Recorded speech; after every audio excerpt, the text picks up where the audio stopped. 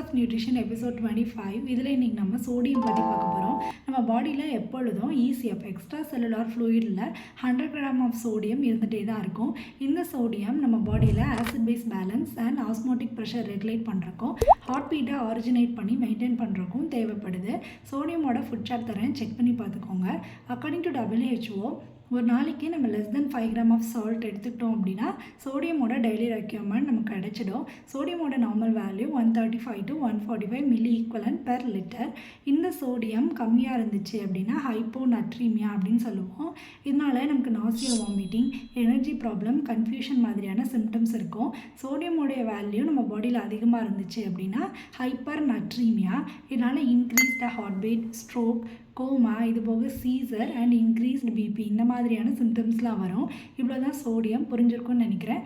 இன்னொரு மினரலோட இன்னொரு வீடியோவில் பார்க்குறேன். until then, see you.